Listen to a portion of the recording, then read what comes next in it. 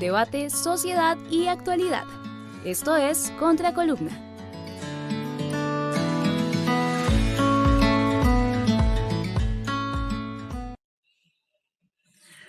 Hola, un saludo para todos. Hoy a nuestros amigos de Contraportada, un abrazo sincero y un saludo especial desde este hermoso país que es Colombia, para todos nuestros seguidores, para quienes están aquí en el territorio nacional y por supuesto para quienes están conectados en el mundo, afuera. Un abrazo para todos. Preocupante sí la situación que hay en el mundo, los temas de Irán, Israel, Estados Unidos. Ojalá llegue la paz al mundo, porque nos preocupa y nos afecta a todos. Quiero saludar, por supuesto, a los seguidores que permanentemente nos están enviando sus mensajes sobre los análisis que hacemos aquí en Contraportada.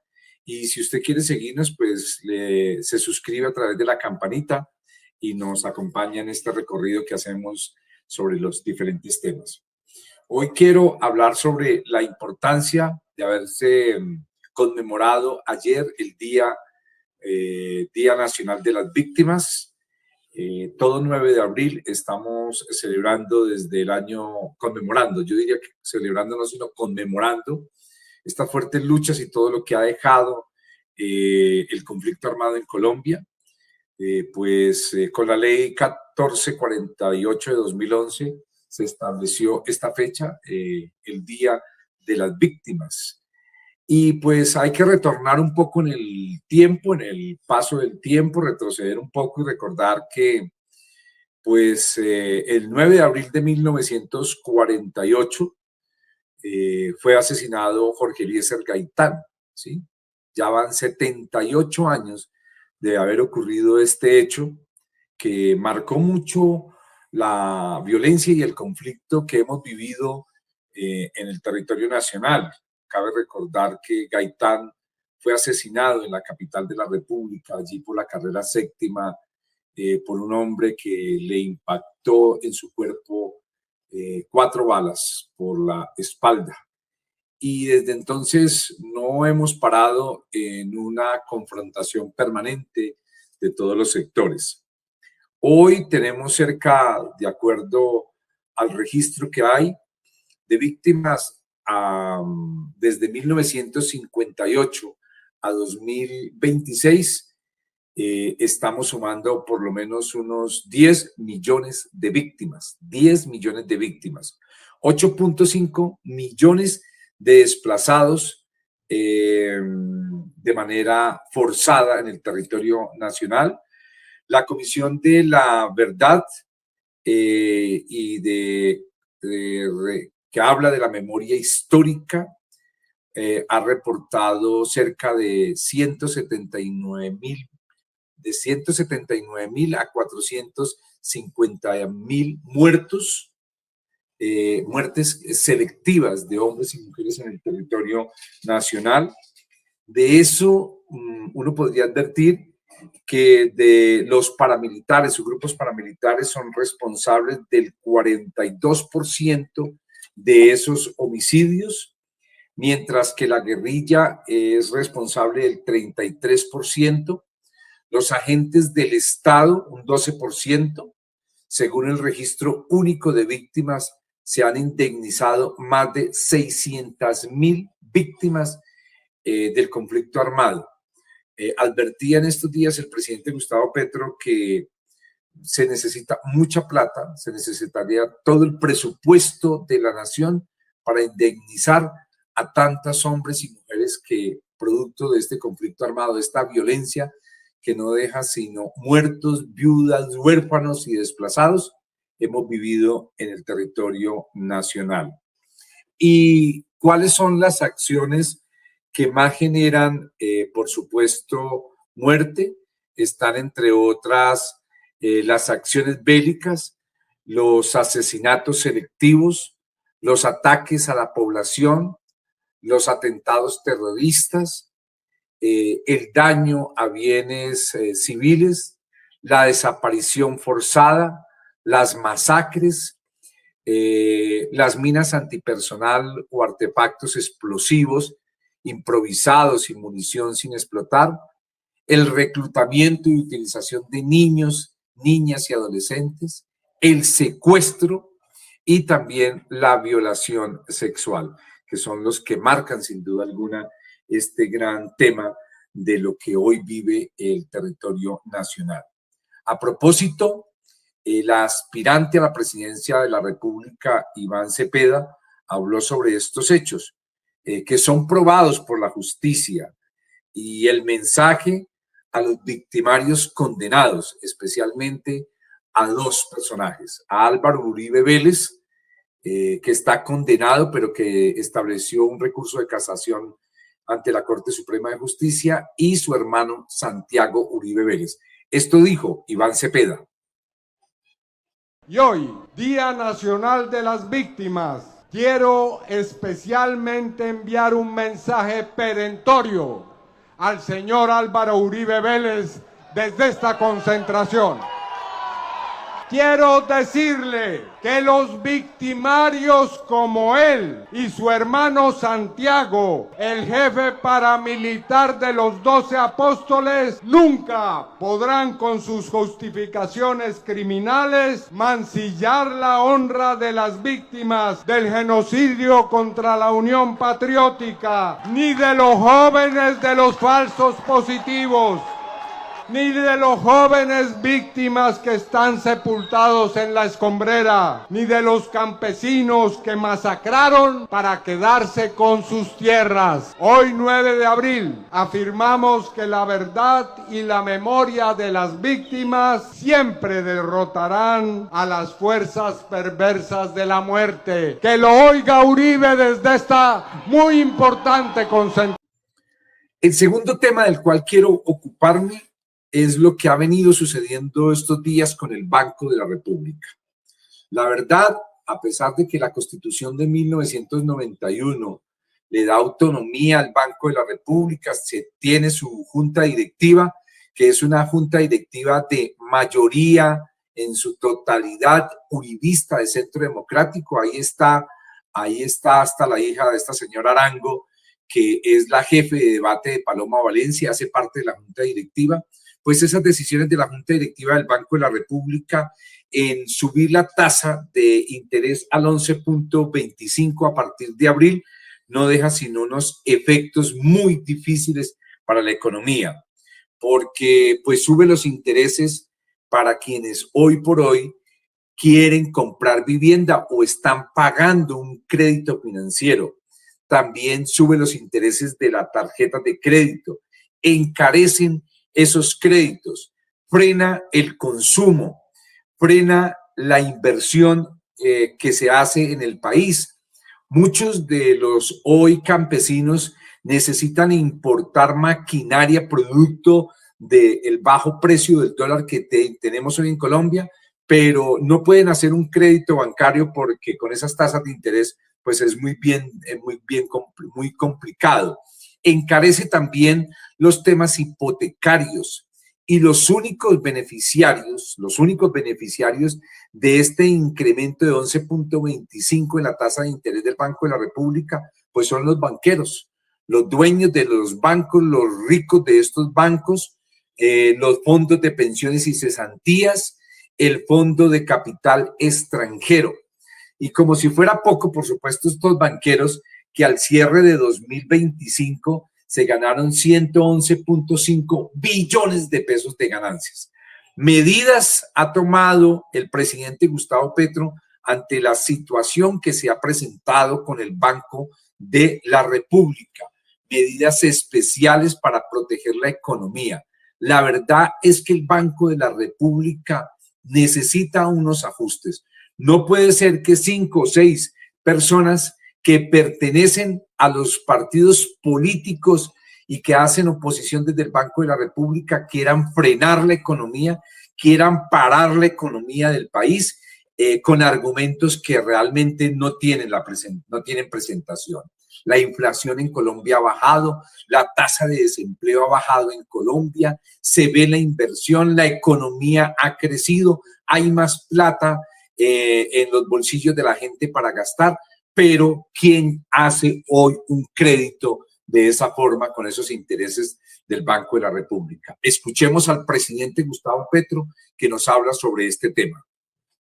Lo ordeno como presidente, la crisis no la van a pagar los pobres. Lo que debería hacerse es que el Banco de la República baje la tasa de interés. ¿Quiénes son los beneficiarios de lo que ha hecho el Banco de la República? Estos, los fondos de pensiones y cesantías, fondos de capital extranjero, 22%. Bancos comerciales, 14%, compañías de seguros, 12%, fiducia pública, corresponde ya al gobierno, 5% nada más. Aquí ganan los dueños del sector financiero. ¿Qué vamos a hacer nosotros? Subsidio a los fertilizantes en Colombia. Todo fertilizante en Colombia se queda en Colombia y se subsidia por el gobierno, porque así se bajan los precios de los alimentos. A eso le añadimos la reforma agraria. Los salvan los y las campesinas. Y no queremos que suban los precios de los alimentos. Luego, el campesinado de Colombia tiene que producir más y con más ayuda del Estado. Vamos a poner subsidio a la tasa para la industria, tanto en la región del desastre, espero que en el conjunto del país, a la microempresa, a la pequeña y mediana empresa, a la empresa que exporta, ministra, pero agroindustrial. Hoy sabemos y el gobierno sabe y la academia sabe y los datos lo dicen, mediar con la tasa monetaria, la tasa de interés, una tasa de inflación que se despega, se dispara, es por razones externas de oferta, como la guerra, o por razones internas de oferta, como la crisis climática en Colombia, pues no es para subir la tasa de interés, sino para actuar conjuntamente con el gobierno en cómo ayudar a que el precio de los alimentos no suba. Si el Banco de la República no quiere, lo haremos nosotros solos. Y si es necesario, decretamos una nueva emergencia económica en Colombia.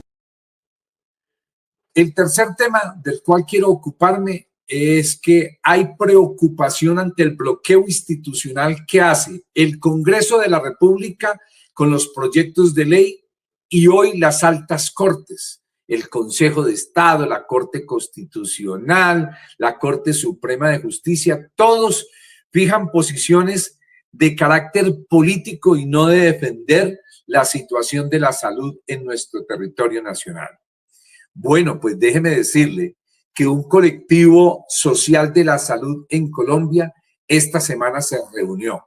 Se reunieron entre ellos presidentes de los sindicatos en Colombia, de las asociaciones de pacientes, de las asociaciones de enfermos, de las asociaciones académicas, de los trabajadores independientes, de los profesionales, y fijaron una posición muy clara en torno a lo que viene pasando con la Corte Constitucional hoy.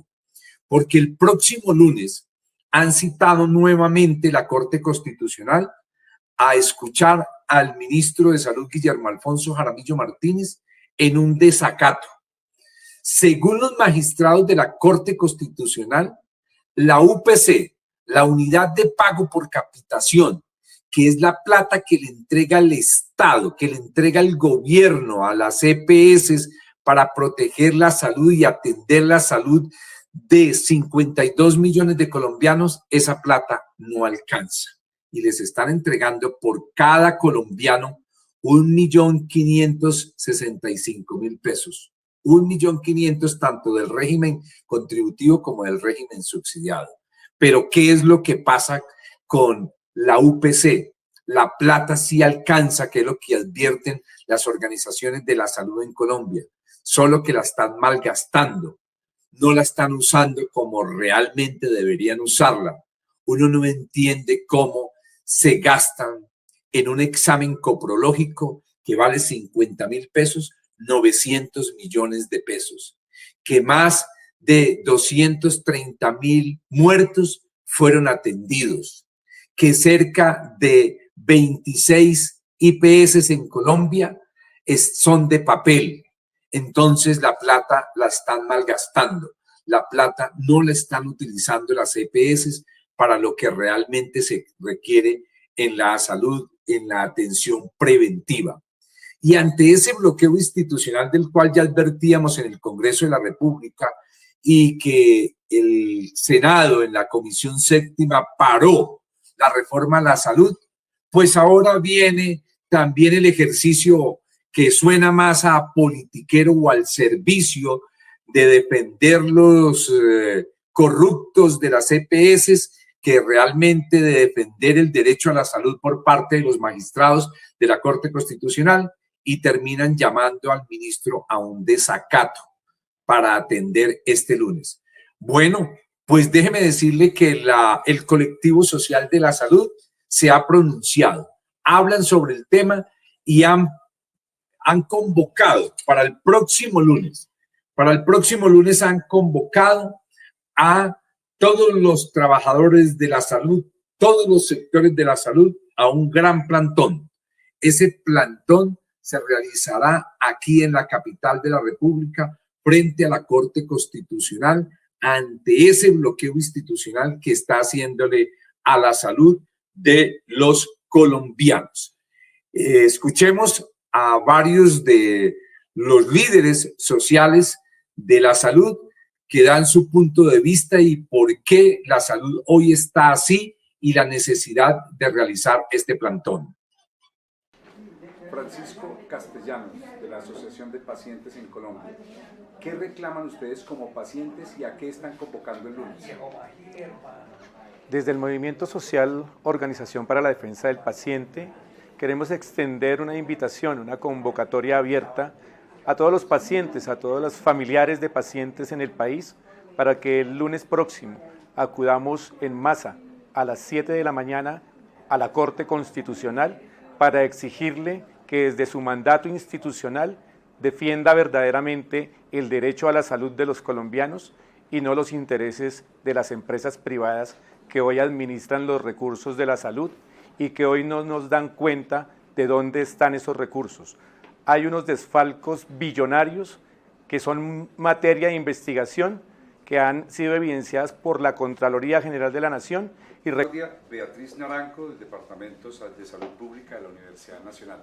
¿Por qué es importante la reforma a la salud en Colombia hoy y qué esperan ustedes como sector académico de la Corte Constitucional el lunes? En Colombia ya hace más de 20 años ha venido el movimiento social y la academia planteando que el sistema de salud que se planteó con la Ley 100 no es un sistema que está en sintonía con la garantía fundamental del derecho a la salud y se requiere una reforma estructural. Es decir, que en este caso, con la ley estatutaria, se esperaba que el gobierno nacional de su turno hiciera el ajuste en términos normativos para que diera cuenta de la implementación de la ley estatutaria y en esa medida hacer una transformación institucional de gestión, de administración y de prestación y de organización financiera del sistema de salud. Entonces, la reforma que se está pidiendo estructural en enclave de la ley estatutaria no se ha dado. Esa ley fue instalada desde el 2015, exigida desde el 2008 y es hora de que se dé cuenta de que se haga una reforma al sistema de salud de carácter.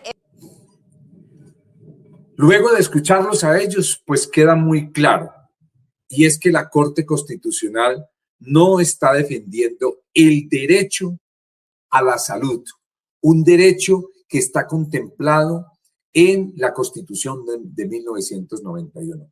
Pareciera más que los magistrados hoy están interesados en defender el negocio corrupto y sucio de la salud que han venido operando desde hace muchos años con la Ley 100 de Seguridad Social.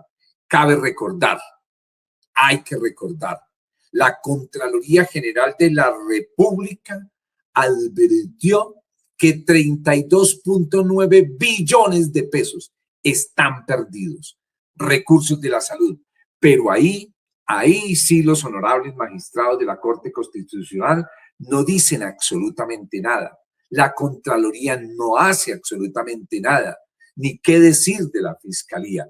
Mientras que miles de pacientes hoy no reciben atención básica en muchos lugares del país ni tampoco reciben sus medicamentos.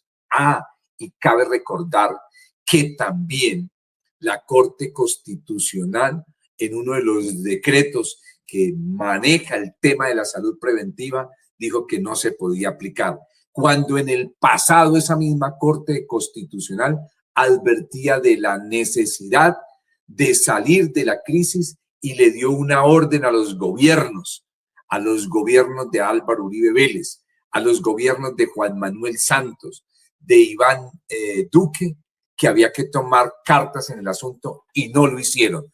Pero ahora la Corte Constitucional se dedica entonces a hacer un bloqueo institucional y a defender el negocio corrupto de esas EPS. Bueno, por eso van a salir a hacer un plantón las organizaciones sociales y de la salud el próximo 13 de abril, 7 de la mañana, frente a la Corte Constitucional. El bloqueo institucional no puede seguir.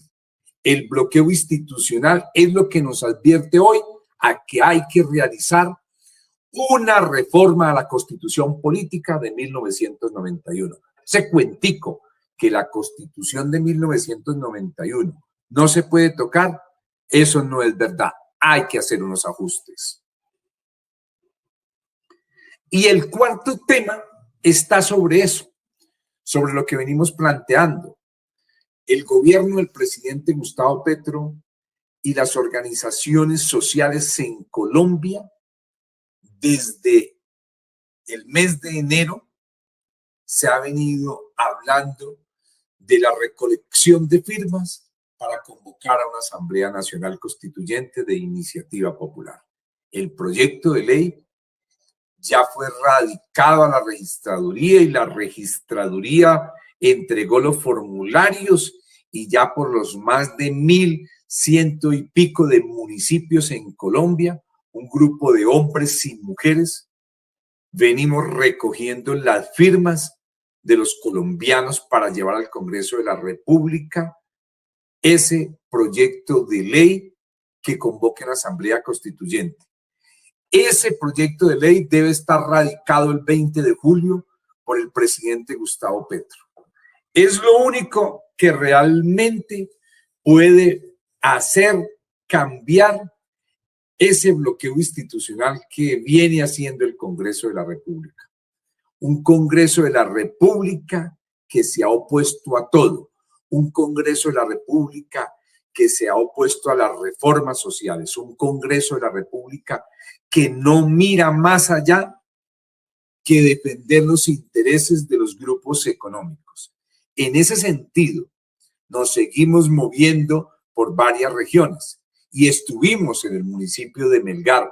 Veamos el ejercicio que se hizo en Melgar con los habitantes de esta población, de este municipio, en el marco de la recolección de firmas de la Asamblea Nacional Constituyente. También estuvimos en el municipio de Coello. Para ellos, un abrazo fraternal para nuestros amigos en Coello, que muy juiciosos, en plena Semana Mayor, nos acompañaron la recolección de firmas de la Asamblea Nacional Constituyente, iniciativa de carácter popular. Y bueno, vamos a hacer un recorrido este fin de semana por los municipios del Líbano en el norte del departamento del Tolima y por el municipio de Lérida, donde vamos a acompañar también a nuestros amigos en este ejercicio de convocatoria de iniciativa popular de la Asamblea Nacional Constituyente. Tenemos que llevar al Congreso de la República el proyecto de ley que reforme la Constitución de 1991. No puede darnos miedo. El cambio social tiene que continuar y no podemos ser inferiores a esa responsabilidad que el constituyente primario nos entrega para hacer este ejercicio. Quedamos pendientes con todos ustedes de seguir hablando a través de Contraportada y de contarles todo lo que venimos haciendo. Muchas gracias y buen fin de semana.